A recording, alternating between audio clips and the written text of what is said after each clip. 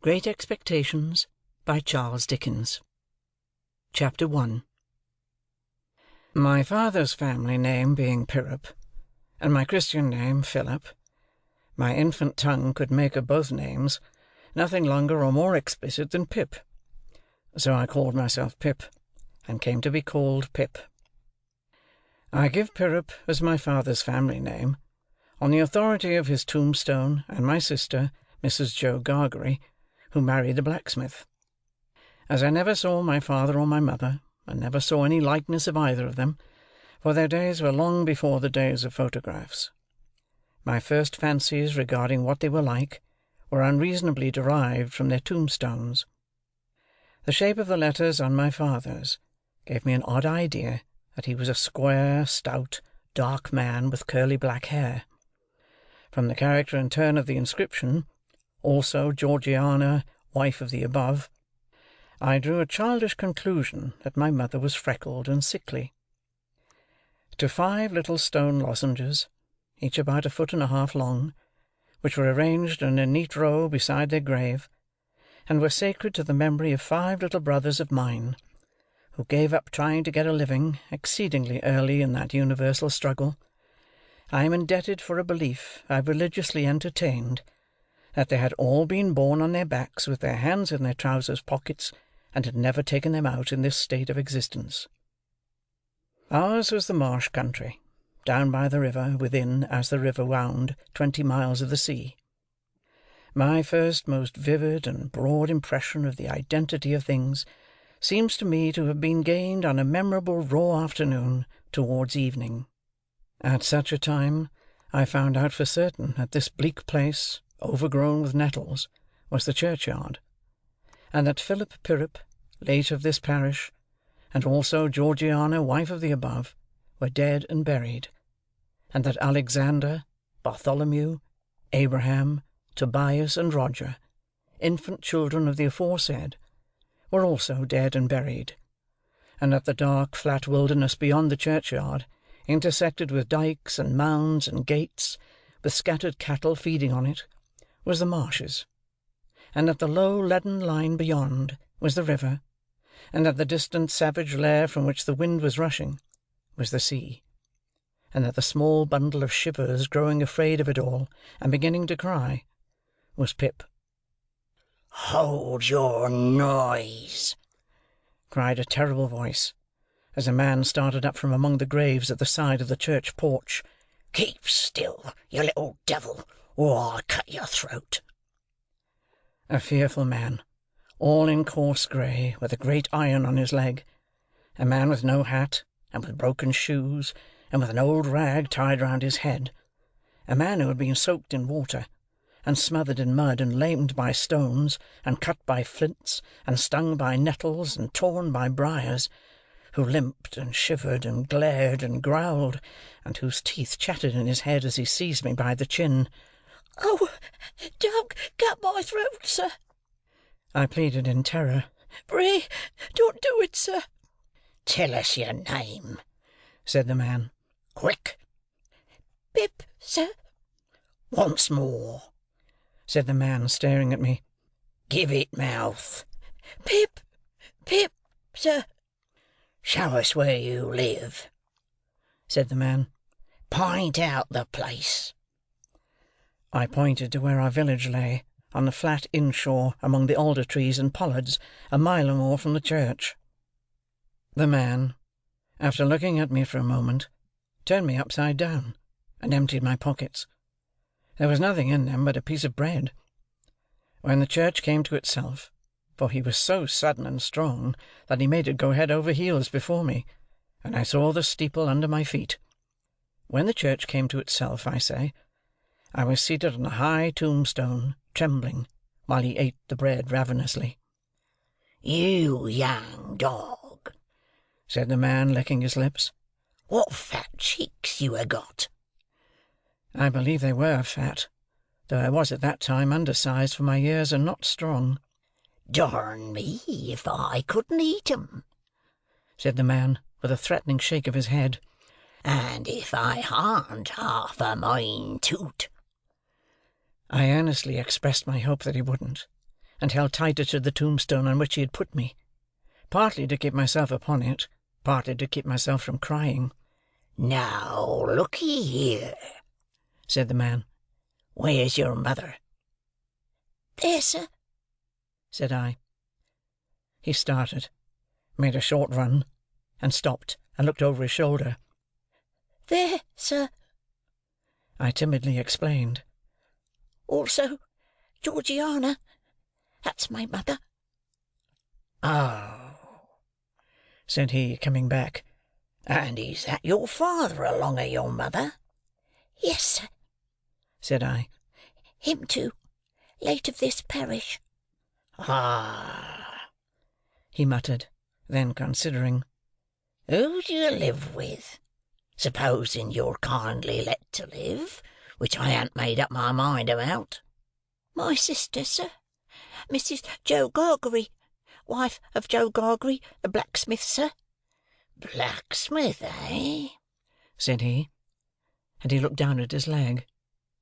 After darkly looking at his leg and me several times, he came closer to my tombstone, took me by both arms, and tilted me back as far as he could hold me, so that his eyes looked most powerfully down into mine, and mine looked most helplessly up into his.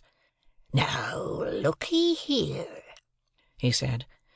"The question being whether you're to be let to live. You know what a file is?" "Yes, sir." "And you know what whittles is?" "Yes, sir." After each question, he tilted me over a little more, so as to give me a greater sense of helplessness and danger. "You get me a file." He tilted me again.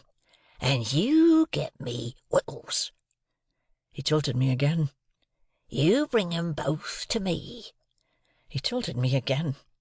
"Or I'll have your heart and liver out." He tilted me again. I was dreadfully frightened, and so giddy that I clung to him with both hands, and said, "If you would kindly please to let me keep upright, sir, perhaps I shouldn't be sick, and perhaps I could attend more." He gave me a most tremendous dip and roll, so that the church jumped over its own weathercock. Then he held me by the arms in an upright position on the top of the stone, and went on in these fearful terms. "You bring me, tomorrow morning early, that file and them whittles. You bring the lot to me at that old battery over yonder. You do it, and you never dare to say a word, or dare to make a sign concerning your having seen such a person as me, or any person somever, and you shall be let to live. You fail, or you go from my words in any particular, no matter how small it is, and your heart and your liver shall be tore out, roasted, and ate. Now, I ain't alone, as you may think I am. There's a young man hid with me, in comparison with which young man I am an angel. That young man hears the words I speak. That young man has a secret way, peculiar to himself, of getting at a boy, and at his heart, and at his liver. It is in vain for a boy to attempt to hide himself from that young man. A boy may lock his door, may be warm in bed, may tuck himself up, may draw the clothes over his head, may think himself comfortable and safe, but that young man will softly creep and creep his way to him and tear him open. I'm a-keeping that young man from harming of you at the present moment, with great difficulty. I find it very hard to hold that young man off of your inside. Now, what do you say?" I said that I would get him the file, and I would get him what broken bits of food I could, and I would come to him at the battery early in the morning. "Say, Lord strike you dead if you don't," said the man. I said so, and he took me down. "Now," he pursued, "you remember what you've undertook, and you remember that, young man, and you get home." Good night, sir," I faltered. "Much of that," said he, glancing about him over the cold wet flat. "I wish I was a frog, or a eel." At the same time, he hugged his shuddering body in both his arms, clasping himself as if to hold himself together, and limped towards the low church wall. As I saw him go, picking his way among the nettles and among the brambles that bound the green mounds, he looked in my young eyes as if he were eluding the hands of the dead people, stretching up cautiously out of their graves to get a twist upon his ankle and pull him in. When he came to the low church wall, he got over it, like a man whose legs were numbed and stiff, and then turned round to look for me. When I saw him turning, I set my face towards home and made the best use of my legs. But presently I looked over my shoulder, and saw him going on again towards the river, still hugging himself with both arms, and picking his way with his sore feet among the great stones dropped into the marshes here and there, for stepping-places when the rains were heavy or the tide was in. The marshes were just a long black horizontal line then, as I stopped to look after him, and the river was just another horizontal line, not nearly so broad nor yet so black, and the sky was just a row of long angry red lines and dense black lines intermixed. On the edge of the river I could faintly make out the only two black things in all the prospect that seemed to be standing upright. One of these was the beacon by which the sailors steered, like an unhooped cask upon a pole, an ugly thing when you were near it. The other a gibbet, with some chains hanging to it, which had once held a pirate. The man was limping on towards this latter, as if he were the pirate come to life, and come down, and going back to hook himself up again.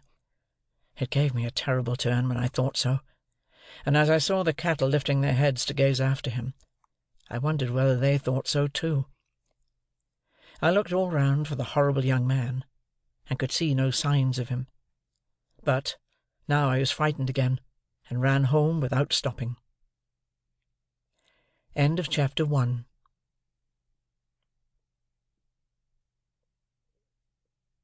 Chapter 2.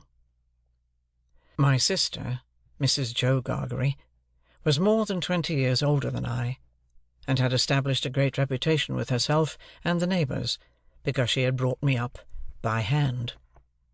Having at that time to find out for myself what the expression meant, and knowing her to have a hard and heavy hand, and to be much in the habit of laying it upon her husband as well as upon me, I supposed that Joe Gargery and I were both brought up by hand. She was not a good-looking woman, my sister, and I had a general impression that she must have made Joe Gargery marry her by hand. Joe was a fair man, with curls of flaxen hair on each side of his smooth face, and with eyes of such a very undecided blue that they seemed to have somehow got mixed with their own whites. He was a mild, good-natured, sweet-tempered, easy-going, foolish, dear fellow, a sort of Hercules in strength, and also in weakness. My sister, Mrs. Joe, with black hair and eyes, had such a prevailing redness of skin that I sometimes used to wonder whether it was possible she washed herself with a nutmeg grater instead of soap. She was tall and bony, and almost always wore a coarse apron, fastened over her figure behind with 2 loops, and having a square, impregnable bib in front, that was stuck full of pins and needles. She made it a powerful merit in herself, and a strong reproach against Joe, that she wore this apron so much, though I really see no reason why she should have worn it at all, or why, if she did wear it at all, she should not have taken it off every day of her life. Joe's forge adjoined our house, which was a wooden house, as many of the dwellings in our country were, most of them at that time. When I ran home from the churchyard, the forge was shut up, and Joe was sitting alone in the kitchen. Joe and I being fellow sufferers, and having confidences as such, Joe imparted a confidence to me the moment I raised the latch of the door and peeped in at him, opposite to it, sitting in the chimney corner. Mrs. Joe has been out a dozen times looking for you, Pip, and she's out now, making it a baker's dozen." "Is she?" "Yes, Pip," said Joe. "And what's worse, she's got Tickler with her." At this dismal intelligence, I twisted the only button on my waistcoat round and round, and looked in great depression at the fire.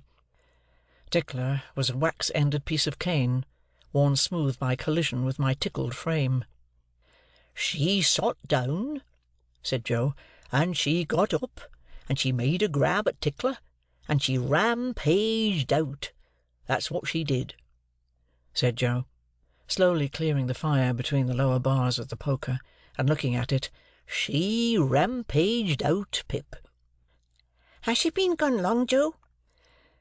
I always treated him as a larger species of child, and as no more than my equal.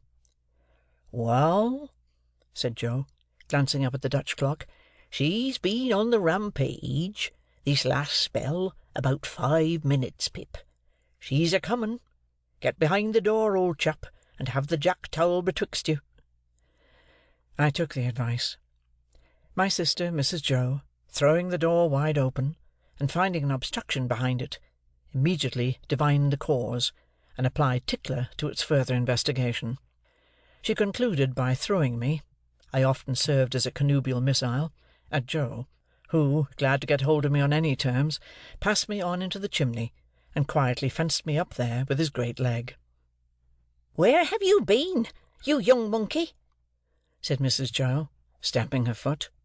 "Tell me directly what you been doing to wear me away with fret and fright and worrit, or I'd have you out of that corner if you was 50 pips, and he was 500 gargeries."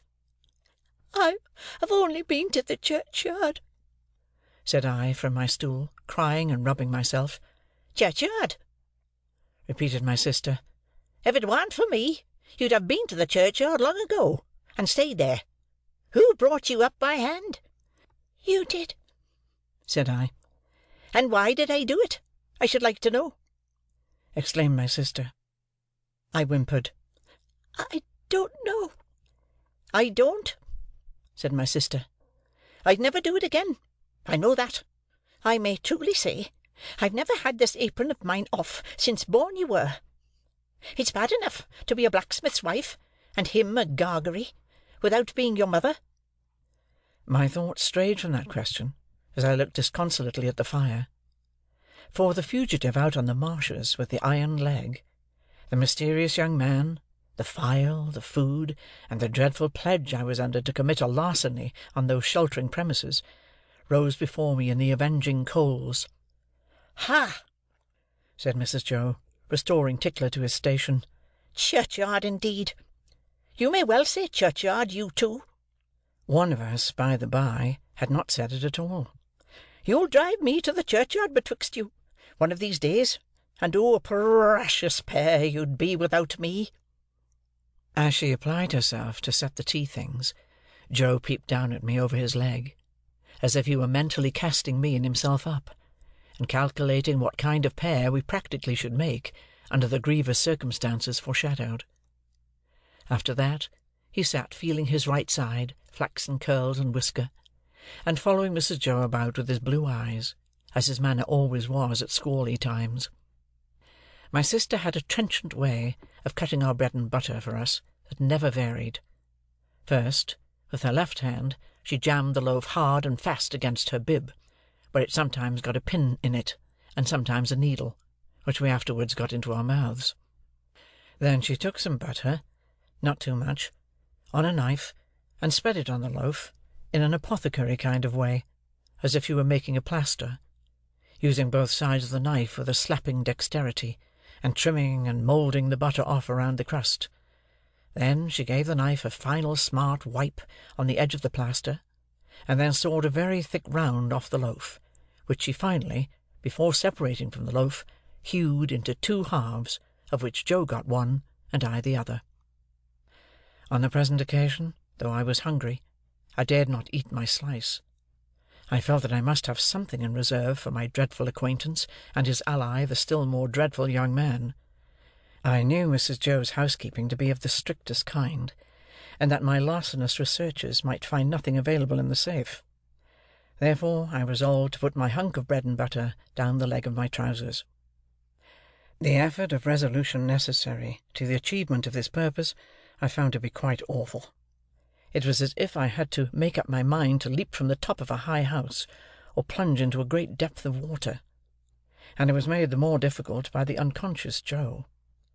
In our already mentioned freemasonry as fellow-sufferers, and in his good-natured companionship with me, it was our evening habit to compare the way we bit through our slices, by silently holding them up to each other's admiration now and then, which stimulated us to new exertions.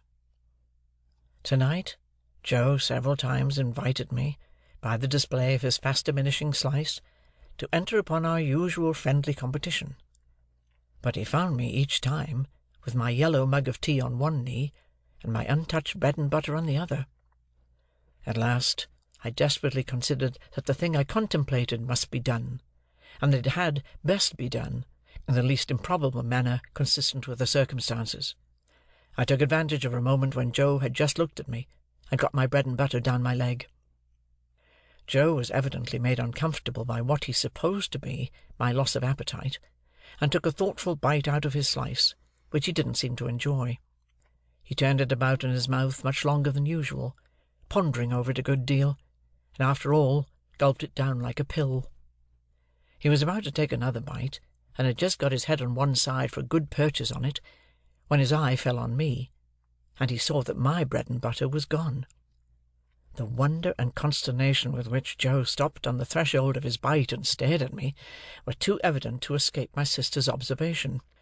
"What's the matter now?" she said smartly, as she put down her cup.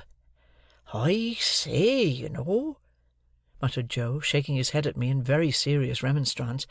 "Pip, old chap, you'll do yourself a mischief. It'll stick somewhere. You can't have chawed it, Pip."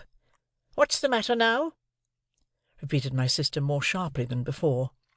"If you can cough any trifle on it up, Pip, I'd recommend you to do it," said Joe, all aghast.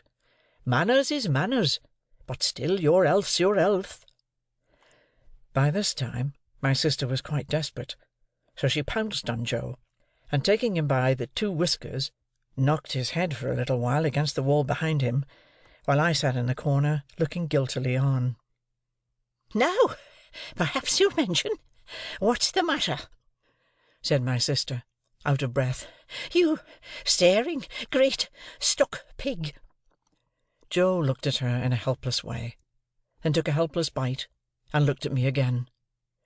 "You know, Pip," said Joe solemnly, with his last bite in his cheek, and speaking in a confidential voice, as if we were quite alone, "you and me is always friends, and I'd be the last to tell upon you any time. But such a—" He moved his chair, and looked about the floor between us, and then again at me. "Such a most uncommon bolt is that. Been bolting his foot, has he?" cried my sister. "You know, old chap," said Joe, looking at me, and not at Mrs. Joe, with his bite still in his cheek, "I bolted myself when I was your age, frequent; and as a boy I've been among a many bolters; but I never see your bolting equal yet, Pip, and it's a mercy you ain't bolted dead." My sister made a dive at me, and fished me up by the hair, saying nothing more than the awful words, "You come along and be dozed." Some medical beast had revived tar-water in those days, as a fine medicine, and Mrs. Joe always kept a supply of it in the cupboard, having a belief in its virtues correspondent to its nastiness. At the best of times, so much of this elixir was administered to me as a choice restorative, that I was conscious of going about smelling like a new fence. On this particular evening, the urgency of my case demanded a pint of this mixture, which was poured down my throat, for my greater comfort, while Mrs. Joe held my head under her arm, as a boot would be held in a boot-jack.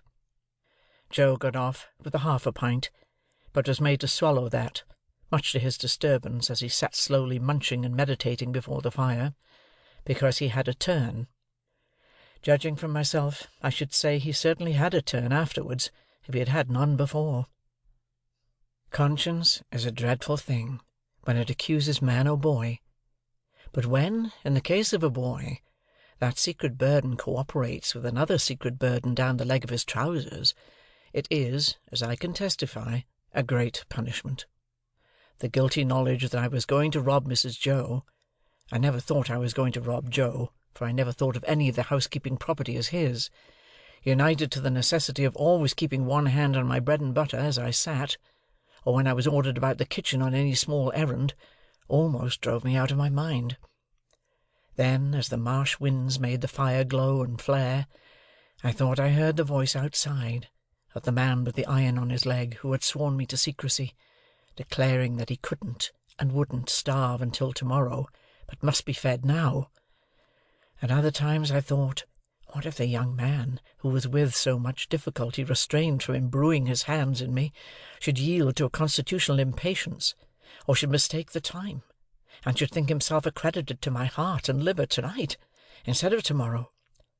If ever anybody's hair stood on end with terror, mine must have done so then, but perhaps nobody's ever did.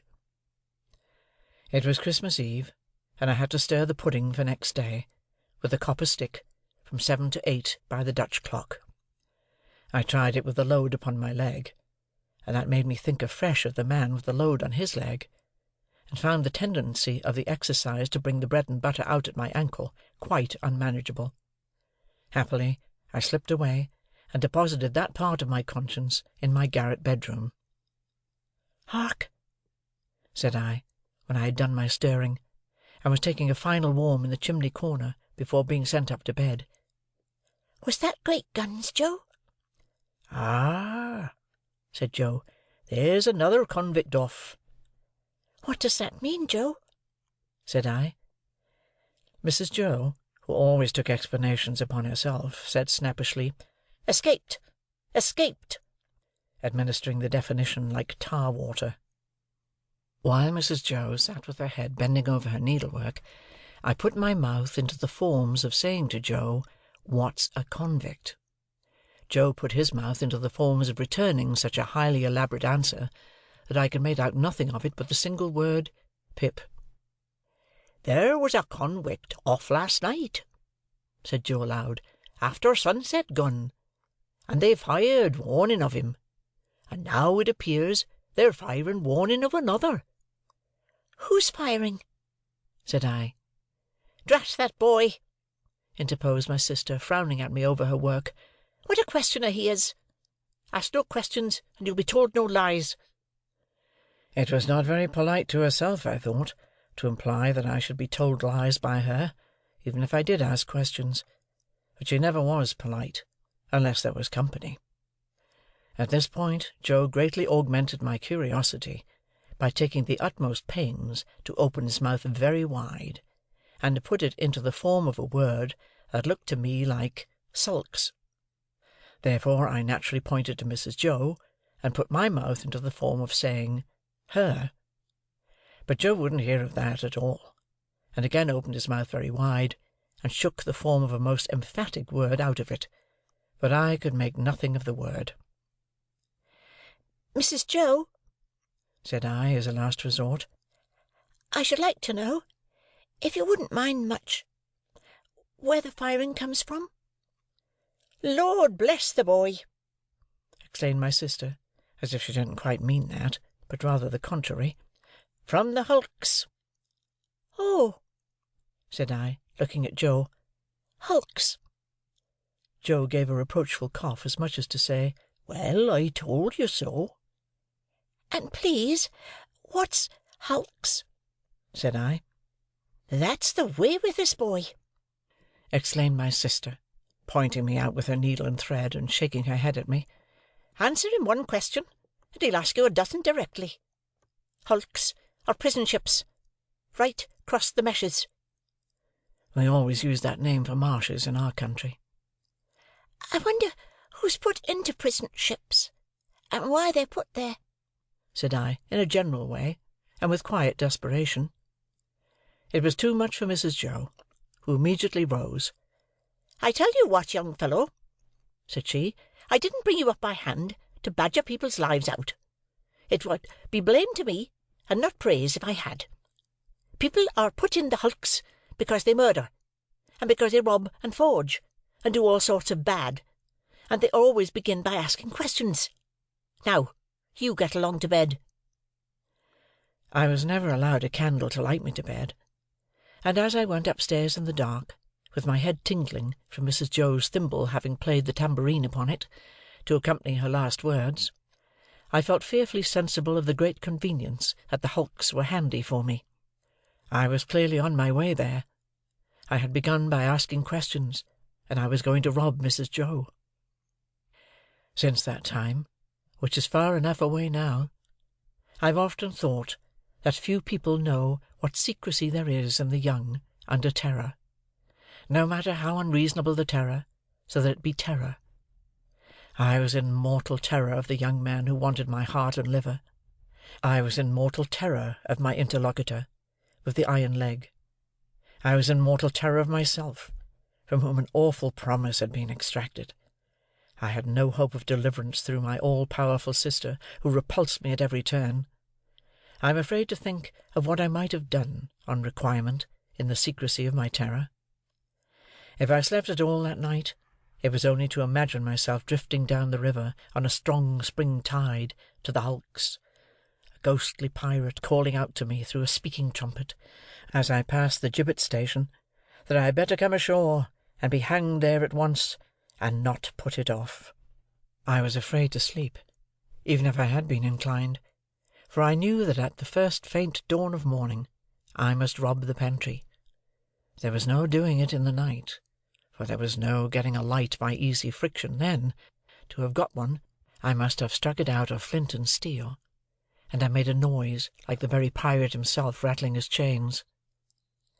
As soon as the great black velvet pall outside my little window was shot with grey, I got up and went downstairs, every board upon the way, and every crack in every board, calling after me, "Stop thief!"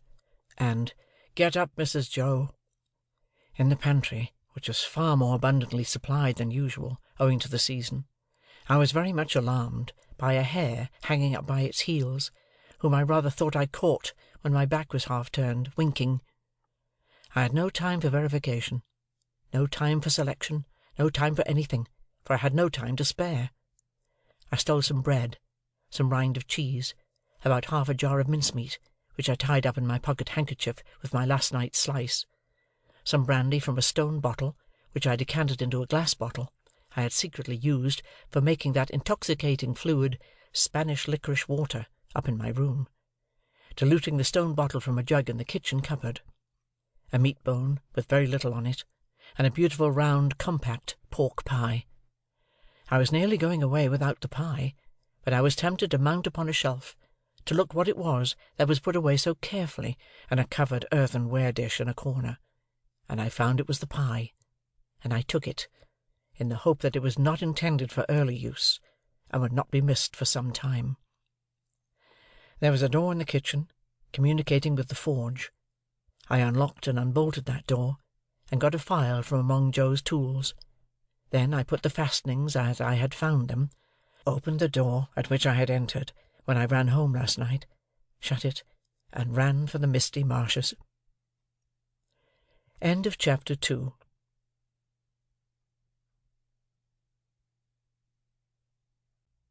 Chapter 3. It was a rimy morning, and very damp. I had seen the damp lying on the outside of my little window, as if some goblin had been crying there all night, and using the window for a pocket handkerchief. Now, I saw the damp lying on the bare hedges and spare grass, like a coarser sort of spider's webs, hanging itself from twig to twig and blade to blade. On every rail and gate, wet lay Clemmy, and the marsh mist was so thick that the wooden finger on the post directing people to our village, a direction which they never accepted, for they never came there, was invisible to me until I was quite close under it. Then, as I looked up at it, while it dripped, it seemed to my oppressed conscience like a phantom devoting me to the hulks.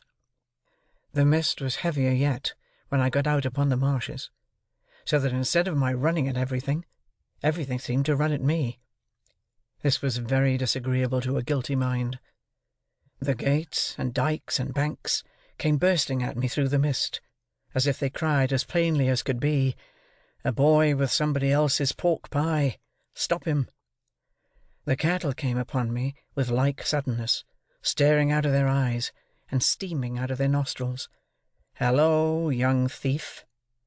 One black ox, with a white cravat on, who even had to my awakened conscience something of a clerical air, fixed me so obstinately with his eyes, and moved his blunt head round in such an accusatory manner as I moved round, that I blubbered out to him, "I couldn't help it, sir. It wasn't for myself I took it."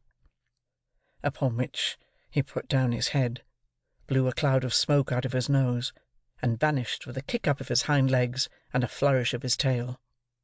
All this time I was getting on towards the river, but however fast I went, I couldn't warm my feet, to which the damp cold seemed riveted, as the iron was riveted to the leg of the man I was running to meet. I knew my way to the battery pretty straight, for I had been down there on a Sunday with Joe, and Joe, sitting on an old gun, had told me that, when I was 'prentice to him regularly bound, we would have such larks there. However, in the confusion of the mist, I found myself at last too far to the right, and consequently had to try back along the river side, on the bank of loose stones above the mud and the stakes that staked the tide out. Making my way along here with all dispatch, I had just crossed a ditch which I knew to be very near the battery, and had just scrambled up the mound beyond the ditch, when I saw the man sitting before me. His back was towards me, and he had his arms folded, and was nodding forward, heavy with sleep. I thought he would be more glad if I came upon him with his breakfast in that unexpected manner, so I went forward softly and touched him on the shoulder. He instantly jumped up, and it was not the same man, but another man. And yet this man was dressed in coarse grey too, and had a great iron on his leg, and was lame, and hoarse, and cold, and was everything that the other man was, except that he had not the same face, and had a flat, broad-brimmed, low-crowned felt hat on. All this I saw in a moment, for I had only a moment to see it in. He swore an oath at me, made a hit at me. It was a round, weak blow that missed me, and almost knocked himself down, for it made him stumble, and then he ran into the mist, stumbling twice as he went, and I lost him. "It's the young man," I thought, feeling my heart shoot as I identified him. I dare say I should have felt a pain in my liver, too, if I had known where it was. I was soon at the battery after that, and there was the right man, hugging himself and limping to and fro, as if he had never all night left off hugging and limping, waiting for me. He was awfully cold, to be sure. I half expected to see him drop down before my face, and die of deadly cold. His eyes looked so awfully hungry, too, that when I handed him the file, and he laid it down on the grass, it occurred to me he would have tried to eat it if he had not seen my bundle. He did not turn me upside down this time, to get at what I had, but left me right side upwards, while I opened the bundle and emptied my pockets. "What's in the bottle, boy?" said he. "Brandy," said I. He was already handing mincemeat down his throat, in the most curious manner, more like a man who was putting it away somewhere in a violent hurry, than a man who was eating it. But he left off to take some of the liquor. He shivered all the while, so violently that it was quite as much as he could do to keep the neck of the bottle between his teeth, without biting it off. "I think you've got the ague," said I. "I'm much of your opinion, boy," said he. "It's bad about here," I told him. "You've been lying out on the meshes, and they're dreadful ague-ish. Rheumatic, too." "I'll eat my breakfast afore they're the death of me," said he. "I'd do that if I was going to be strung up to that there gallows as there is over there, directly afterwards. I'll beat the shivers so far, I'll bet you." He was gobbling mincemeat, meat bone, bread, cheese, and pork pie all at once, staring distrustfully while he did so at the mist all around us, and often stopping, even stopping his jaws, to listen. Some real or fancied sound, some clink upon the river, or breathing of beast upon the marsh, now gave him a start, and he said suddenly, "You're not a deceiving imp? You brought no one with you?" "No, sir, no." "Nor give no one the office to follow you?" "No." "Well," said he, "I believe you. You'd be but a fierce young hound indeed, if at your time of life you could help to hunt a wretched varmint, hunted as near death and dunghill as this poor wretched varmint is." Something clicked in his throat, as if he had works in him like a clock, and was going to strike, and he smeared his ragged rough sleeve over his eyes. Pitying his desolation, and watching him as he gradually settled down upon the pie, I made bold to say, "I am glad you enjoy it." "Did you speak?" "I said I was glad you enjoyed it." "Thank'ee, my boy, I do." I had often watched a large dog of ours eating his food, and I now noticed a decided similarity between the dog's way of eating and the man's. The man took strong, sharp, sudden bites, just like the dog. He swallowed, or rather snapped up, every mouthful, too soon and too fast, and he looked sideways here and there while he ate, as if he thought there was danger in every direction of somebody's coming to take the pie away. He was altogether too unsettled in his mind over it, to appreciate it comfortably, I thought, or to have anybody to dine with him, without making a chop with his jaws at the visitor. In all of which particulars, he was very like the dog. "I'm afraid you won't leave any of it for him," said I, timidly, after a silence during which I had hesitated as to the politeness of making the remark. "There's no more to be got where that came from." It was the certainty of this fact that impelled me to offer the hint. "Leave any for him? Who's him?" said my friend, stopping in his crunching of pie crust. "The young man that you spoke of, that was hid with you." "Oh, he returned, with something like a gruff laugh. "Him? Yes, yes. He don't want no wittles." "I thought he looked as if he did," said I. The man stopped eating, and regarded me with the keenest scrutiny and the greatest surprise. "Looked? When?" "Just now." "Where?" "Yonder," said I, pointing. "over there, where I found him nodding asleep, and I thought it was you." He held me by the collar, and stared at me so, that I began to think his first idea about cutting my throat had revived.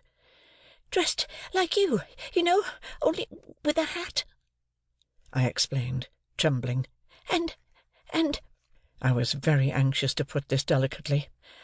"and with the same reason for wanting to borrow a file. Didn't you hear the cannon last night?" "Then there was firing?" he said to himself. "I wonder you shouldn't have been sure of that," I returned. "for we heard it up at home, and that's further away, and we were shut in besides." "Why, see now," said he. "when a man's alone on these flats, with a light head and a light stomach, perishing of cold and want, he hears nothing all night but guns firing and voices calling. Hears? He sees the soldiers, with their red coats, lighted up by the torches carried afore, closing in round him. Hears his number called, hears himself challenged, hears the rattle of the muskets, hears the orders, 'Make ready! Present! Cover him steady, men!' and is laid hands on, and there's nothing.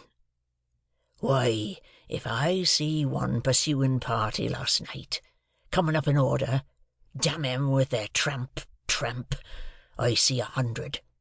And as to firing, why, I see the mist shake with the cannon arter it was broad day. But this man—" He had said all the rest, as if he had forgotten my being there. "Did you notice anything in him?"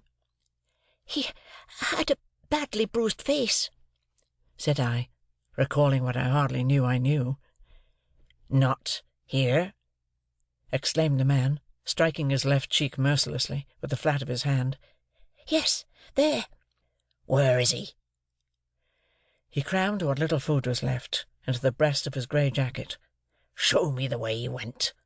I'll pull him down like a bloodhound. Curse this iron on my saw leg. Give us hold of the file, boy." I indicated in what direction the mist had shrouded the other man, and he looked up at it for an instant.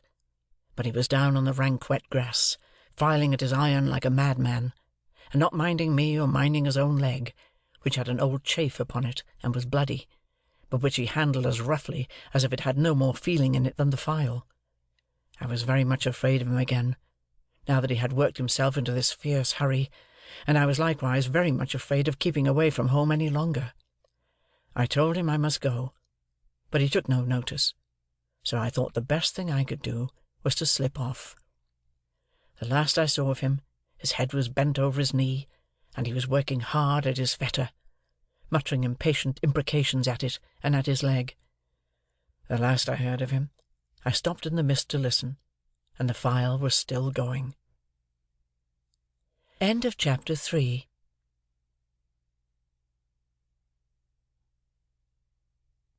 Chapter 4. I fully expected to find a constable in the kitchen, waiting to take me up. But not only was there no constable there, but no discovery had yet been made of the robbery. Mrs. Joe was prodigiously busy in getting the house ready for the festivities of the day, and Joe had been put upon the kitchen doorstep to keep him out of the dustpan, an article into which his destiny always led him sooner or later, when my sister was vigorously reaping the floors of her establishment. "And where the deuce have you been?" was Mrs. Joe's Christmas salutation, when I and my conscience showed ourselves. I said I had been down to hear the carols. "Ah, well," observed Mrs. Joe. "you might have done worse." Not a doubt of that, I thought. "Perhaps if I warn't a blacksmith's wife, and, what's the same thing, a slave with her apron never off, I should have been to hear the carols," said Mrs. Joe. "I'm rather partial to carols myself, and that's the best of reasons for my never hearing any." Joe, who had ventured into the kitchen after me as the dustpan had retired before us, drew the back of his hand across his nose with a conciliatory air, when Mrs. Joe darted a look at him, and, when her eyes were withdrawn, secretly crossed his 2 forefingers, and exhibited them to me as our token that Mrs. Joe was in a cross temper. This was so much her normal state, that Joe and I would often, for weeks together, be, as to our fingers, like monumental crusaders as to their legs. We were to have a superb dinner, consisting of a leg of pickled pork and greens, and a pair of roast stuffed fowls. A handsome mince pie had been made yesterday morning, which accounted for the mincemeat not being missed, and the pudding was already on the boil. These extensive arrangements occasioned us to be cut off unceremoniously in respect of breakfast. "For I an't," said Mrs. Joe, "I an't a-going to have no formal cramming and busting and washing up now, with what I've got before me, I promise you." So we had our slices served out, as if we were 2,000 troops on a forced march, instead of a man and boy at home, and we took gulps of milk and water with apologetic countenances from a jug on the dresser. In the meantime, Mrs. Joe put clean white curtains up, and tacked a new flowered flounce across the wide chimney to replace the old one, and uncovered the little state parlour across the passage, which was never uncovered at any other time, but passed the rest of the year in a cool haze of silver paper, which even extended to the 4 little white crockery poodles on the mantel-shelf, each with a black nose and a basket of flowers in his mouth, and each the counterpart of the other. Mrs. Joe was a very clean housekeeper, but had an exquisite art of making her cleanliness more uncomfortable and unacceptable than dirt itself. Cleanliness is next to godliness, and some people do the same by their religion. My sister, having so much to do, was going to church vicariously, That is to say, Joe and I were going. In his working clothes, Joe was a well-knit, characteristic-looking blacksmith. In his holiday clothes, he was more like a scarecrow in good circumstances than anything else. Nothing that he wore then fitted him, or seemed to belong to him, and everything that he wore then grazed him. On the present festive occasion, he emerged from his room, when the blithe bells were going, the picture of misery, in a full suit of Sunday penitentials. As to me, I think my sister must have had some general idea that I was a young offender, whom an accoucheur policeman had taken up on my birthday, and delivered over to her, to be dealt with according to the outraged majesty of the law. I was always treated as if I had insisted on being born, in opposition to the dictates of reason, religion, and morality, and against the dissuading arguments of my best friends. Even when I was taken to have a new suit of clothes, the tailor had orders to make them like a kind of reformatory, and on no account to let me have the free use of my limbs. Joe and I going to church, therefore, must have been a moving spectacle for compassionate minds. Yet, what I suffered outside was nothing to what I underwent within. The terrors that had assailed me whenever Mrs. Joe had gone near the pantry, or out of the room, were only to be equalled by the remorse with which my mind dwelt on what my hands had done. Under the weight of my wicked secret, I pondered whether the church would be powerful enough to shield me from the vengeance of the terrible young man, if I divulged to that establishment. I conceived the idea, at the time when the banns were read, and when the clergyman said, "Ye are now to declare it," would be the time for me to rise and propose a private conference in the vestry. I am far from being sure that I might not have astonished our small congregation by resorting to this extreme measure, but for its being Christmas Day, and no Sunday. Mr. Wopsle, the clerk at church, was to dine with us, and Mr. Hubble, the wheelwright, and Mrs. Hubble, and Uncle Pumblechook, Joe's uncle, but Mrs. Joe appropriated him, who was a well-to-do corn-chandler in the nearest town, and drove his own chaise cart. The dinner hour was 1:30. When Joe and I got home, we found the table laid, and Mrs. Joe dressed, and the dinner dressing, and the front door unlocked (it never was at any other time) for the company to enter by, and everything most splendid, and still not a word of the robbery. The time came, without bringing with it any relief to my feelings, and the company came. Mr. Wopsle, united to a Roman nose and a large, shining, bald forehead, had a deep voice, which he was uncommonly proud of. Indeed, it was understood among his acquaintance that if you could only give him his head, he would read the clergyman into fits. He himself confessed that if the church was thrown open, meaning to competition, he would not despair of making his mark in it. The church not being thrown open, he was, as I have said, our clerk. But he punished the amens tremendously, and when he gave out the psalm, always giving the whole verse, he looked all round the congregation first, as much as to say, "You have heard my friend overhead, oblige me with your opinion of this style." I opened the door to the company, making believe that it was a habit of ours to open that door, and I opened it first to Mr. Wopsle, next to Mr. and Mrs. Hubble, and last of all to Uncle Pumblechook. N.B. I was not allowed to call him uncle, under the severest penalties. "Mrs. Joe," said Uncle Pumblechook, a large, hard-breathing, middle-aged, slow man, with a mouth like a fish, dull staring eyes, and sandy hair standing upright on his head, so that he looked as if he had just been all but choked, and had that moment come to. "I have brought you, as a compliment of this season, I have brought you, mum, a bottle of sherry wine, and I have brought you, mum, a bottle of port wine." Every Christmas Day he presented himself as a profound novelty, with exactly the same words, and carrying the 2 bottles like dumb-bells. Every Christmas Day Mrs. Joe replied, as she now replied, "Oh, Uncle Pumblechook, this is kind." Every Christmas Day he retorted, as he now retorted, It's no more than your merits, and now are you all bobbish, and how's sixpenn'orth of halfpence?" Meaning me. We dined on these occasions in the kitchen, and adjourned for the nuts and oranges and apples to the parlour, which was a change very like Joe's change from his working clothes to his Sunday dress.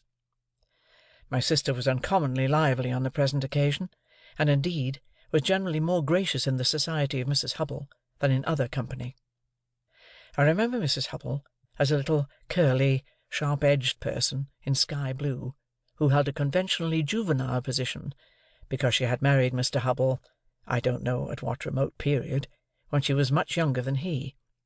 I remember Mr. Hubble as a tough, high-shouldered, stooping old man, of a sawdusty fragrance, with his legs extraordinarily wide apart, so that in my short days I always saw some miles of open country between them when I met him coming up the lane.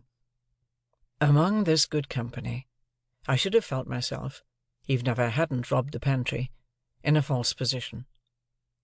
Not because I was squeezed in at an acute angle of the tablecloth, with the table in my chest, and the Pumblechookyan elbow in my eye, nor because I was not allowed to speak, I didn't want to speak, nor because I was regaled with the scaly tips of the drumsticks of the fowls, and with those obscure corners of pork of which the pig, when living, had had the least reason to be vain.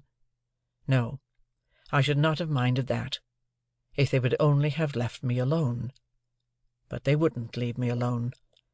They seemed to think the opportunity lost, if they failed to point the conversation at me every now and then, and stick the point into me. I might have been an unfortunate little bull in a Spanish arena, I got so smartingly touched up by these moral goads. It began the moment we sat down to dinner. Mr. Wopsle said grace with theatrical declamation, as it now appears to me something like a religious cross of the ghost in Hamlet with Richard III, and ended with the very proper aspiration that we might be truly grateful, upon which my sister fixed me with her eye, and said in a low, reproachful voice, "Do you hear that? Be grateful." "Especially," said Mr. Pumblechook, "Be grateful, boy, to them which brought you up by hand." Mrs. Hubble shook her head, and contemplating me with a mournful presentiment that I should come to no good, asked, "Why is it that the young are never grateful?" This moral mystery seemed too much for the company, until Mr. Hubble tersely solved it by saying, "Naturally wishes." Everybody then murmured, "True," and looked at me in a particularly unpleasant and personal manner. Joe's station and influence was something feebler, if possible, when there was company than when there was none, but he always aided and comforted me when he could, in some way of his own, and he always did so at dinner-time by giving me gravy, if there were any. There being plenty of gravy to-day, Joe spooned into my plate, at this point, about a half-pint. A little later on in the dinner, Mr. Wopsle reviewed the sermon with some severity, and intimated, in the usual hypothetical case of the church being thrown open, what kind of sermon he would have given them. After favouring them with some heads of that discourse, he remarked that he considered the subject of the day's homily ill chosen, which was the less excusable, he added, when there were so many subjects going about. "True again," said Uncle Pumblechook. "You've hit it, sir. Plenty of subjects going about, for them that know how to put salt upon their tails. That's what's wanted. A man needn't go far to find a subject, if he's ready with his salt-box," Mr. Pumblechook added, after a short interval of reflection. "Look at pork alone. There's a subject. If you want a subject, look at pork." "True, sir. Many a moral for the young," returned Mr. Wopsle, and I knew he was going to lug me in before he said it. "Might be deduced from that text." "You listen to this," said my sister to me in a severe parenthesis. Joe gave me some more gravy. "Swine," pursued Mr. Wopsle in his deepest voice, and pointing his fork at my blushes, as if you were mentioning my Christian name. Swine were the companions of the prodigal. The gluttony of swine is put before us as an example to the young." I thought this pretty well in him, who had been praising up the pork for being so plump and juicy. "What is detestable in a pig is more detestable in a boy." "Or girl," suggested Mr. Hubble. "Of course, or girl, Mr. Hubble," assented Mr. Wopsle, rather irritably. "But there is no girl present." "Besides," said Mr. Pumblechook, turning sharp on me, "think what you've got to be grateful for. If you'd been born a squeaker—" "He was, if ever a child was," said my sister, most emphatically. Joe gave me some more gravy. "Well, but I mean a four-footed squeaker," said Mr. Pumblechook. "If you had been born such, would you have been here now? Not you. Unless in that form," said Mr. Wopsle, nodding towards the dish. "But I don't mean in that form, sir," returned Mr. Pumblechook, who had an objection to being interrupted. "I mean enjoying himself with his elders and betters, and improving himself with their conversation, and rolling in the lap of luxury. Would he have been doing that? No, he wouldn't. And what would have been your destination?" turning on me again. "You would have been disposed of for so many shillings, according to the market price of the article, and Dunstable the butcher would have come up to you as you lay in your straw, and he would have whipped you under his left arm, and with his right he would have tucked up his frock to get a penknife from out of his waistcoat pocket, and he would have shed your blood and had your life. No bringing up by hand then. Not a bit of it." Joe offered me more gravy, which I was afraid to take. "He was a world of trouble to you, ma'am," said Mrs. Hubble, commiserating my sister. "Trouble?" echoed my sister. "Trouble?" And then entered on a fearful catalogue of all the illnesses I had been guilty of, and all the acts of sleeplessness I had committed, and all the high places I had tumbled from, and all the low places I had tumbled into, and all the injuries I had done myself, and all the time she had wished me in my grave, and I had contumaciously refused to go there. I think the Romans must have aggravated one another very much with their noses. Perhaps they became the restless people they were in consequence. Anyhow, Mr. Wopsle's Roman nose so aggravated me, during the recital of my misdemeanours, that I should have liked to pull it until he howled. But all I had endured up to this time was nothing in comparison with the awful feelings that took possession of me when the pause was broken, which ensued upon my sister's recital, and in which pause everybody had looked at me, as I felt painfully conscious, with indignation and abhorrence. "Yet," said Mr. Pumblechook, leading the company gently back to the theme from which they had strayed, "pork, regarded as biled, is rich too, ain't it?" "Have a little brandy, uncle," said my sister. Oh, heavens! It had come at last. He would find it was weak. He would say it was weak, and I was lost. I held tight to the leg of the table under the cloth with both hands, and awaited my fate.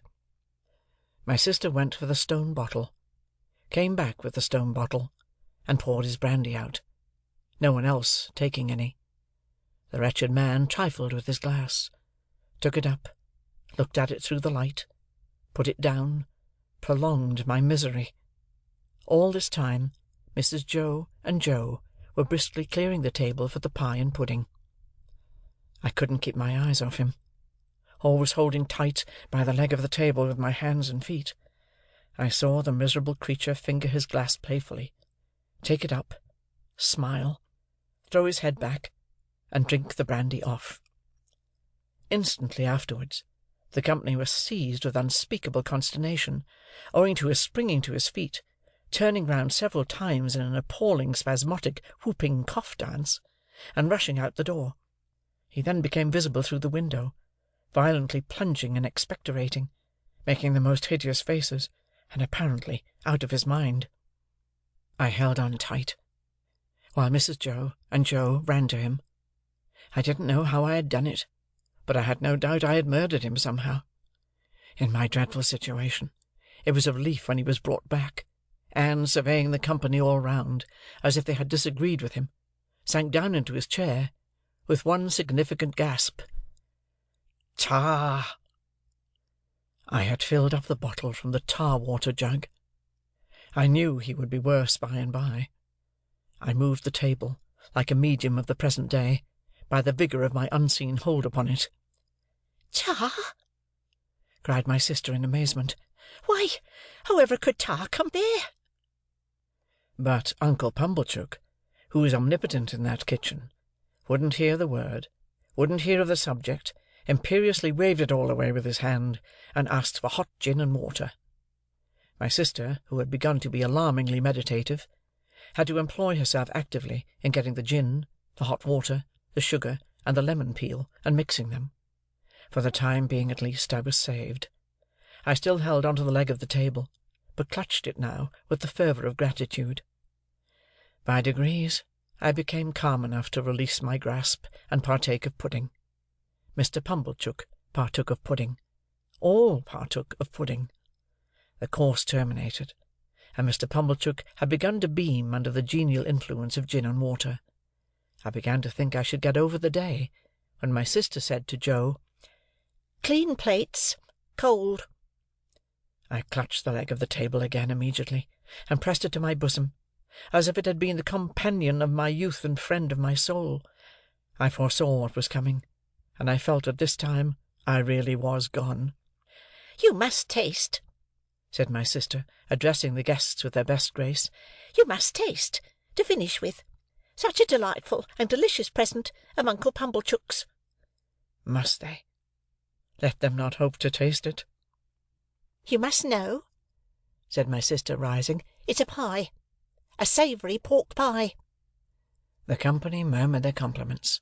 Uncle Pumblechook, sensible of having deserved well of his fellow creatures, said, quite vivaciously, all things considered, "Well, Mrs. Joe, we'll do our best endeavours. Let us have a cut at this same pie." My sister went out to get it. I heard her steps proceed to the pantry. I saw Mr. Pumblechook balance his knife. I saw reawakening appetite in the Roman nostrils of Mr. Wopsle. I heard Mr. Hubble remark that "a bit of savoury pork pie would lay atop of anything you can mention and do no harm." And I heard Joe say, "You shall have some, Pip." I have never been absolutely certain whether I uttered a shrill yell of terror, merely in spirit, or in the bodily hearing of the company. I felt that I could bear no more, and that I must run away. I released the leg of the table, and ran for my life.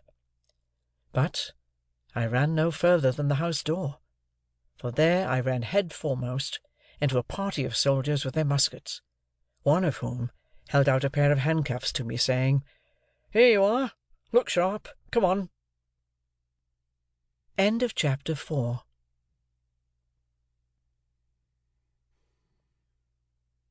Chapter 5. The apparition of a file of soldiers bringing down the butt ends of their loaded muskets on our doorstep caused the dinner party to rise from table in confusion, and caused Mrs. Joe, re-entering the kitchen empty-handed, to stop short and stare in her wondering lament of, "Gracious goodness, gracious me, what's gone with the pie?" The sergeant and I were in the kitchen, and Mrs. Joe stood staring, at which crisis I partially recovered the use of my senses.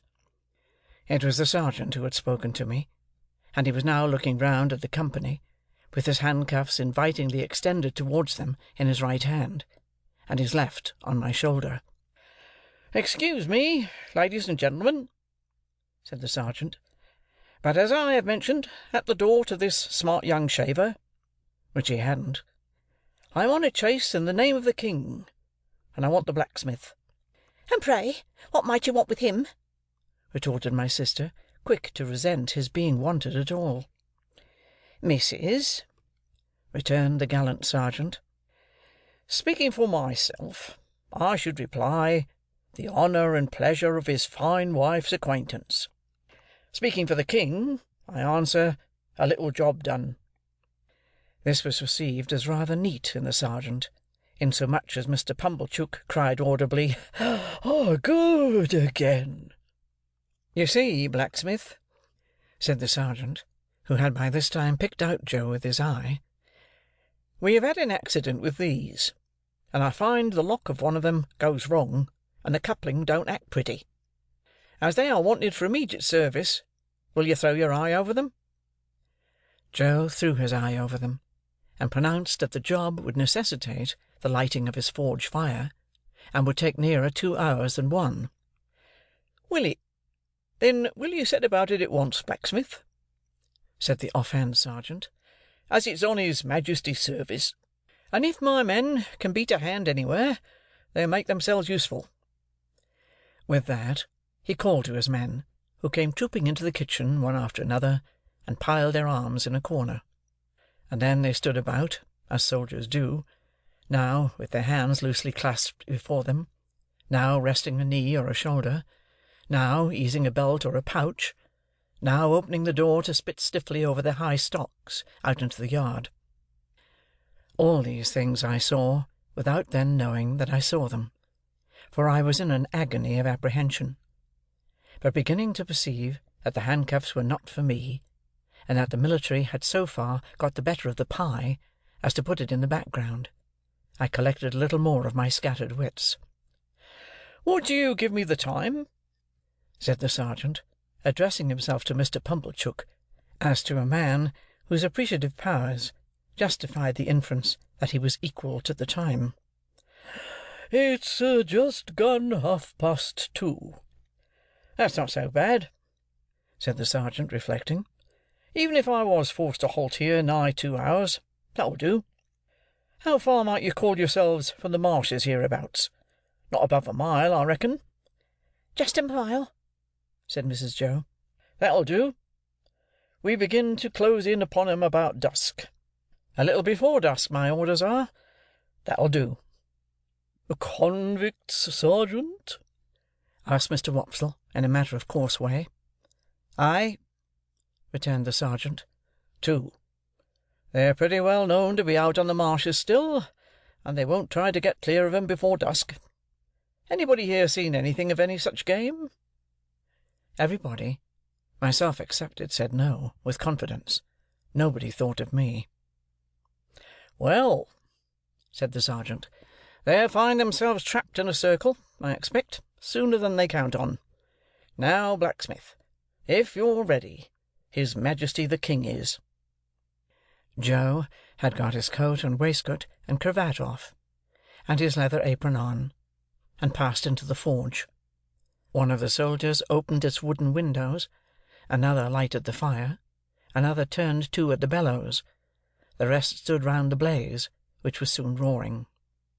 Then Joe began to hammer and clink, and we all looked on. The interest of the impending pursuit not only absorbed the general attention, but even made my sister liberal. She drew a pitcher of beer from the cask for the soldiers, and invited the sergeant to take a glass of brandy. But Mr. Pumblechook said sharply, "Give him wine, mum. I'll engage there's no tar in that." So the sergeant thanked him, and said that as he preferred his drink without tar, he would take wine, if it was equally convenient. When it was given him, he drank his Majesty's health, and compliments of the season, and took it all at a mouthful, and smacked his lips. "Good stuff, eh, sergeant?" said Mr. Pumblechook. "I'll tell you something," returned the sergeant. "I suspect that stuff's of your providing." Mr. Pumblechook, with a fat sort of laugh, said, "Aye, aye. Why?" "Because," returned the sergeant, clapping him on the shoulder, "you're a man that knows what's what." "Do you think so?" said Mr. Pumblechook, with his former laugh. "Have another glass?" "With you, hob and nob," returned the sergeant. "The top of mine to the foot of yours, the foot of yours to the top of mine. Ring once, ring twice, the best tune on the musical glasses. Your health. May you live 1,000 years, and never be a worse judge of the right sort than you are at the present moment of your life." The sergeant tossed off his glass again, and seemed quite ready for another glass. I noticed that Mr. Pumblechook, in his hospitality, appeared to forget that he had made a present of the wine, but took the bottle from Mrs. Joe, and had all the credit of handing it about in a gush of joviality. Even I got some; and he was so very free of the wine that he even called for the other bottle, and handed that about with the same liberality when the first was gone. As I watched them, while they all stood clustering about the forge, enjoying themselves so much, I thought what terrible good sauce for a dinner my fugitive friend on the marshes was. They had not enjoyed themselves a quarter so much before the entertainment was brightened with the excitement he furnished; and now, when they were all in lively anticipation of the 2 villains being taken, and when the bellows seemed to roar for the fugitives, the fire to flare for them, the smoke to hurry away in pursuit of them, Joe to hammer and clink for them, and all the murky shadows on the wall to shake at them in menace, as the blaze rose and sank, and the red-hot sparks dropped and died, the pale afternoon outside almost seemed in my pitying young fancy to have turned pale on their account. Poor wretches! At last Joe's job was done, and the ringing and roaring stopped. As Joe got on his coat, he mustered courage to propose that some of us should go down with the soldiers, and see what came of the hunt. Mr. Pumblechook and Mr. Hubble declined, on the plea of a pipe and ladies' society; but Mr. Wopsle said he would go, if Joe would. Joe said he was agreeable, and would take me, if Mrs. Joe approved. We never should have got leave to go, I am sure, but for Mrs. Joe's curiosity to know all about it, and how it ended. As it was, she merely stipulated, "If you bring the boy back, with his head blown to bits by a musket, don't look to me to put it together again." The sergeant took a polite leave of the ladies, and parted from Mr. Pumblechook as from a comrade, though I doubt if he were quite as fully sensible of that gentleman's merits under arid conditions as when something moist was going. His men resumed their muskets and fell in. Mr. Wopsle, Joe, and I received strict charge to keep in the rear, and to speak no word after we reached the marshes. When we were all out in the raw air, and were steadily moving towards our business, I treasonably whispered to Joe, "I hope, Joe, we shan't find them." And Joe whispered to me, "I'd give a shilling if they had cut and run, Pip." We were joined by no stragglers from the village, for the weather was cold and threatening, the way dreary, the footing bad, darkness coming on, and the people had good fires indoors, and were keeping the day. A few faces hurried to glowing windows, and looked after us, but none came out. We passed the finger-post, and held straight on to the churchyard. There, we were stopped a few minutes by a signal from the sergeant's hand, while 2 or 3 of his men dispersed themselves among the graves, and also examined the porch. They came in again without finding anything, and then we struck out on the open marshes, through the gate at the side of the churchyard. A bitter sleet came rattling against us here on the east wind, and Joe took me on his back.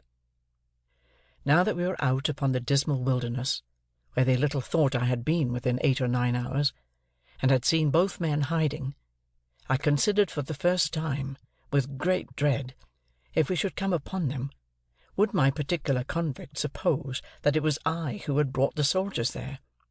He had asked me if I was a deceiving imp, and he had said I should be a fierce young hound if I joined the hunt against him.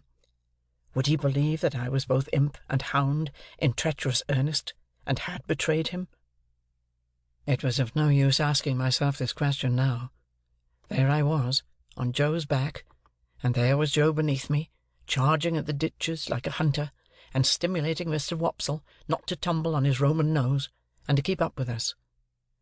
The soldiers were in front of us, extending into a pretty wide line, with an interval between man and man. We were taking the course I had begun with, and from which I had diverged in the mist. Either the mist was not out again yet, or the wind had dispelled it. Under the low red glare of sunset, the beacon and the gibbet and the mound of the battery and the opposite shore of the river were plain, though all of a watery lead colour. With my heart thumping like a blacksmith at Joe's broad shoulder, I looked all about for any sign of the convicts. I could see none. I could hear none. Mr. Wopsle had greatly alarmed me more than once by his blowing and hard breathing, but I knew the sounds by this time, and could dissociate them from the object of pursuit. I got a dreadful start when I thought I heard the file still going, but it was only a sheep bell. The sheep stopped in their eating, and looked timidly at us, and the cattle, their heads turned from the wind and sleet, stared angrily, as if they held us responsible for both annoyances. But except these things, and the shudder of the dying day in every blade of grass, there was no break in the bleak stillness of the marshes. The soldiers were moving on in the direction of the old battery, and we were moving on a little way behind them, when all of a sudden we all stopped. For there had reached us on the wings of the wind and rain a long shout. It was repeated. It was at a distance towards the east, but it was long and loud. Nay, there seemed to be 2 or more shouts raised together, if one might judge from a confusion in the sound. To this effect the sergeant and the nearest men were speaking under their breath, when Joe and I came up. After another moment's listening, Joe, who was a good judge, agreed, and Mr. Wopsle, who was a bad judge, agreed. The sergeant, a decisive man, ordered that the sound should not be answered, but that the course should be changed, and that his men should make towards it at the double. So we slanted to the right, where the east was, and Joe pounded away so wonderfully that I had to hold on tight to keep my seat. It was a run indeed now, and what Joe called, in the only 2 words he spoke all the time, a winder. Down banks and up banks, and over gates, and splashing into dikes, and breaking among coarse rushes, no man cared where he went. As we came nearer to the shouting, it became more and more apparent that it was made by more than one voice. Sometimes it seemed to stop altogether, and then the soldiers stopped. When it broke out again, the soldiers made for it at a greater rate than ever, and we after them.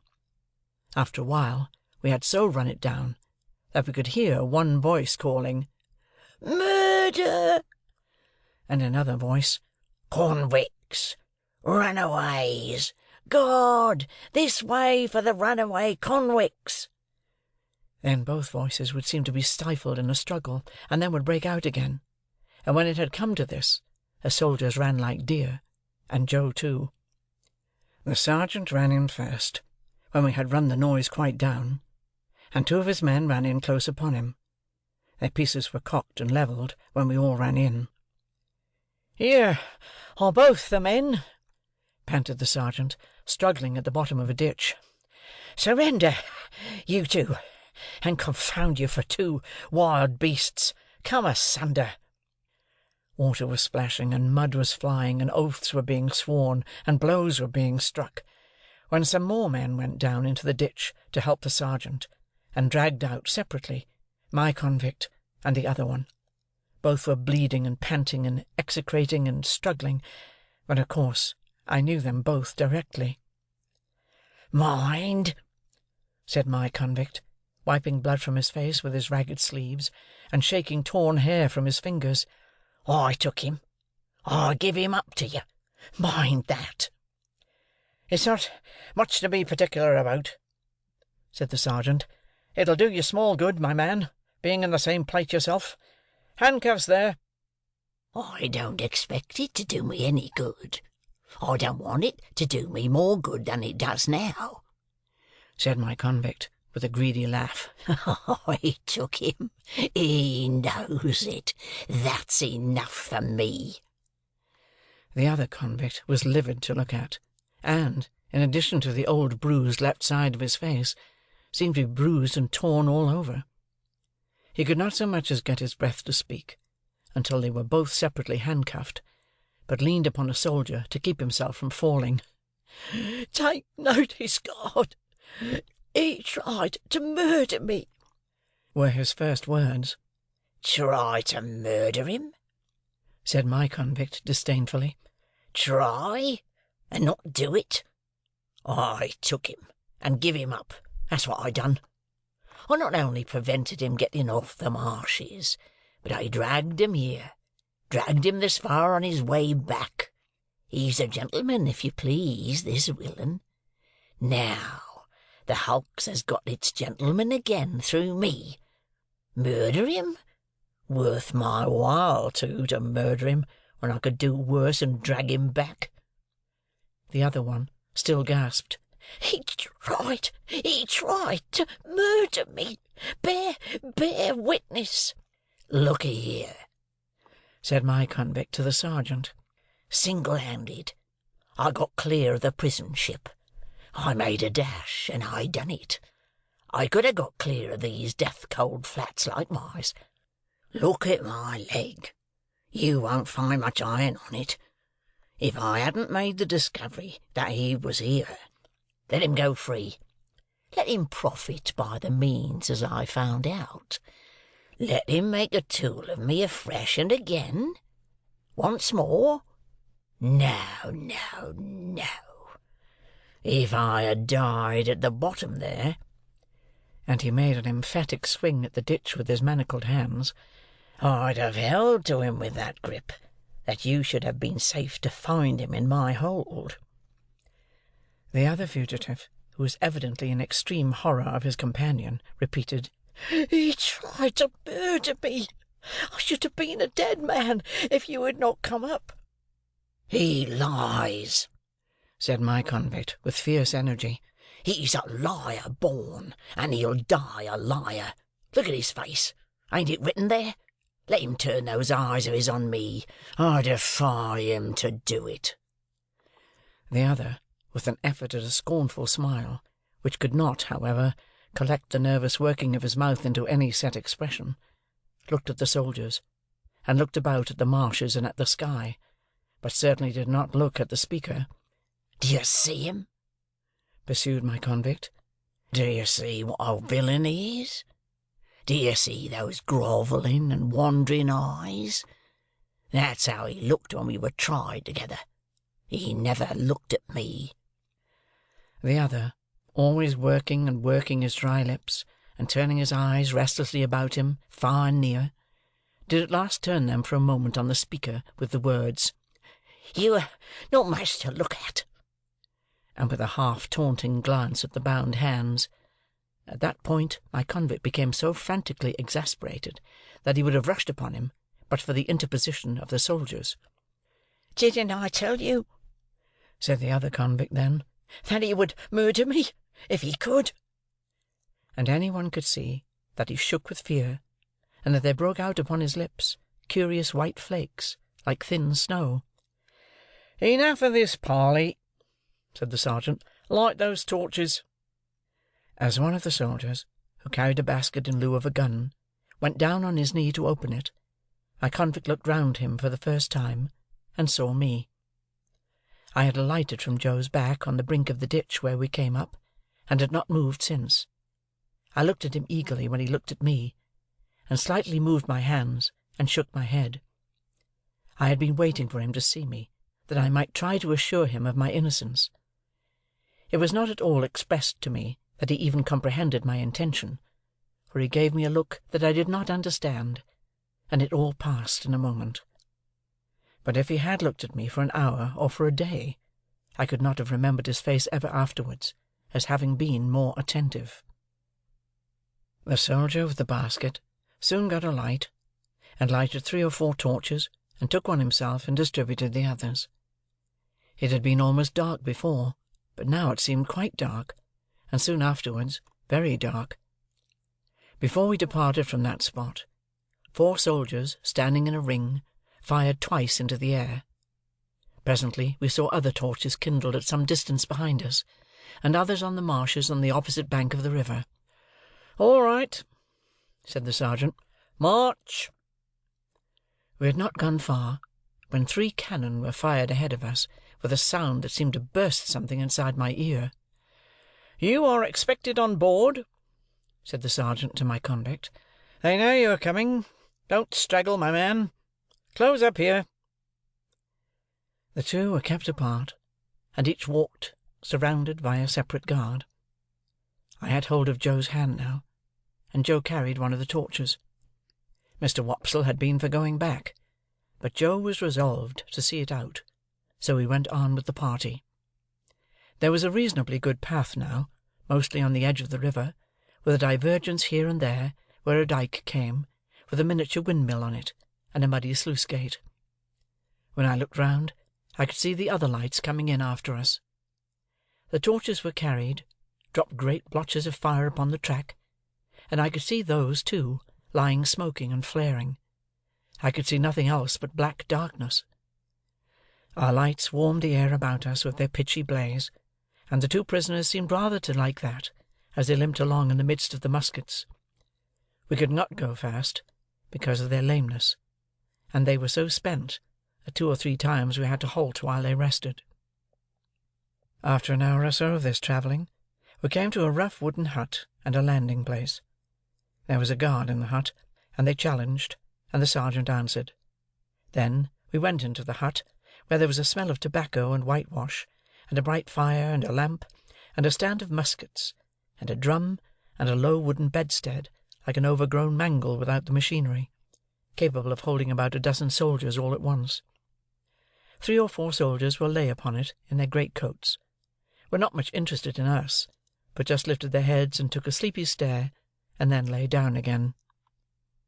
The sergeant made some kind of report, and some entry in a book, and then the convict, whom I call the other convict, was drafted off with his guard to go on board first. My convict never looked at me, except that once, while we stood in the hut. He stood before the fire, looking thoughtfully at it, or putting up his feet by turns upon the hob, and looking thoughtfully at them as if he pitied them for their recent adventures. Suddenly he turned to the sergeant, and remarked, "I wish to say something respecting this escape. It may prevent some persons laying under suspicion along of me." "You can say what you like," returned the sergeant, standing coolly looking at him with his arms folded, "but you have no call to say it here. You'll have opportunity enough to say about it, and hear about it, before it's done with, you know." "I know. But this is another pint, a separate matter. A man can't starve, at least I can't. I took some victuals up at the village over yonder, where the church stands, a'most out on the marshes." "You mean stole?" said the sergeant. "And I'll tell you where from. From the blacksmith's." "Hello," said the sergeant, staring at Joe. "Hello, Pip," said Joe, staring at me. "It was some broken victuals, that's what it was, and a dram of liquor, and a pie." "Have you happened to miss such an article as a pie, blacksmith?" asked the sergeant, confidentially. "My wife did, at the very moment when you came in. Don't you know, Pip?" "So," said my convict, turning his eyes on Joe in a moody manner, and without the least glance at me. "So you're the blacksmith, are you? Then I'm sorry to say I've eat your pie." "God knows you're welcome to it, so far as it was ever mine," returned Joe, with a saving remembrance of Mrs. Joe. "We don't know what you have done, but we wouldn't have you starve to death for it. Poor miserable fellow creetur, would us, Pip?" The something that I had noticed before clicked in the man's throat again, and he turned his back. The boat had returned, and his guard were ready, so we followed him to the landing-place, made of rough stakes and stones, and saw him put into the boat, which was rowed by a crew of convicts like himself. No one seemed surprised to see him, or interested in seeing him, or glad to see him, or sorry to see him, or spoke a word, except that somebody in the boat growled, as if to dogs, "Give way, you!" which was the signal for the dip of the oars. By the light of the torches, we saw the black hulk lying out a little way from the mud of the shore, like a wicked Noah's ark. Cribbed and barred and moored by massive rusty chains, the prison ship seemed in my young eyes to be ironed like the prisoners. We saw the boat go alongside, and we saw him taken up the side and disappear. Then the ends of the torches were flung hissing into the water, and went out, as if it were all over with him. Chapter 5